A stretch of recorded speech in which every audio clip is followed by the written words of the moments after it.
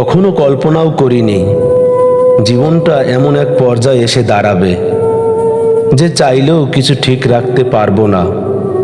কখনো ভাবিনি চোখের পানি লুকিয়ে সবার সামনে সুখে থাকার অভিনয় করতে হবে। ফ্যামিলির প্রবলেমের, একাকিত্ব, বিশ্বাসহীনতা ও অসহায়ত্ব সব মিলে মানসিক রোগীর মতো বাঁচতে হবে। জীবনে এমন একটা পর্যায়ে এসে দাঁড়িয়ে আছি, মনে হচ্ছে জীবন থেকে হারিয়ে যাওয়ার মতন কিছু নেই, শুধু নিঃশ্বাসটা ছাড়া। জীবনে কোনো পূর্ণতা একদমই নেই, আছে কেবল শূন্যতা। মাঝে মাঝে নিজেকে আর শক্ত রাখতে পারি না, চিৎকার করে কাঁদতে ইচ্ছে করে। আমিও তো মানুষ, কষ্ট তো আমারও হয়, খারাপও লাগে, যন্ত্রণা হয়, নিঃশ্বাস ভারী হয়ে যায়, আচমকাই চোখ ভর্তি জল চলে আসে। পরক্ষণে আড়াল করিনি, আবার নিজেকে বুঝাই ভেঙে পড়ে চলবে না, সইতে হবে। জীবনে বাস্তবটা দেখা এখনো বাকি আছে। আমি দিন দিন মানসিক রোগী হয়ে যাচ্ছি। ইদানিং আমার কিছু মনে থাকে না, অসম্ভব মাথা ব্যথা করে, কিচ্ছু ভালো লাগে না। কিন্তু আমি কাউকে বোঝাতে পারি না আমার সমস্যাগুলো। যদি কারো কাছে প্রকাশ করি তাহলে অপর পাশের মানুষগুলো বলে, এটা করো, ওটা করো, এমন তাই হয়। উল্টো আমার দোষগুলো আরও সবার সামনে তুলে ধরা হয়। কিন্তু কেউ আমার সমস্যা বোঝার চেষ্টাই করে না, আমি যে শেষ হয়ে যাচ্ছি। এটা কেউ জানে না আজকাল আমার হৃদয়টা অনেক বেশি ব্যথা করে, কিন্তু সেই ব্যথার জন্য আর কাউকে দোষ দিতে পারি না, কারণ এই ব্যথা আমি নিজে জমিয়ে রেখেছি দিনের পর দিন। ভালো থাকার অভিনয়ের আড়ালে তবু মুখে হাসি বলি আমি ঠিক আছি, কারণ এই সময় কষ্ট শোনার মতন কারো কাছে সময় নেই।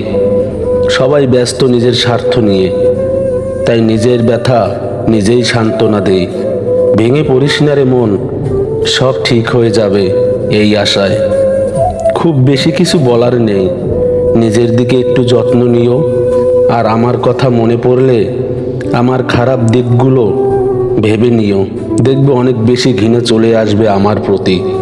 তোমার আচরণে আমি অনেক আঘাত পেয়েছি, কিন্তু চিৎকার করিনি, কোনো অভিযোগও করিনি, শুধু নিজেকে সরিয়ে নিয়েছি তোমার জীবন থেকে, নীরবে বিদায় নিয়েছি।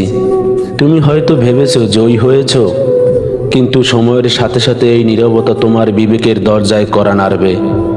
তুমি হয়তো এড়িয়ে যেতে চাবে, কিন্তু নীরবতা থেমে থাকবে না, কারণ সত্যিকারের প্রতিবাদ কখনো গর্জন করে ওঠে না। এটা নিঃশব্দে বয়ে চলে যতক্ষণ না হৃদয় নূতন অনুশোচনার জন্ম নেয়। চাঁদের আলো খুঁজতে গিয়েছিলাম, কিন্তু আধারে হারিয়ে গেলাম। ভেবেছিলাম আলোর সন্ধানে পথ চলব, শান্তি খুঁজে পাব, কিন্তু বুঝিনি সেই আলো খুঁজতে নিজেকে তলিয়ে ফেলব গভীর এক অন্ধকারে। চাঁদের আলো যেন হয়ে উঠেছিল আমার একমাত্র আশ্রয়, একমাত্র স্বপ্ন।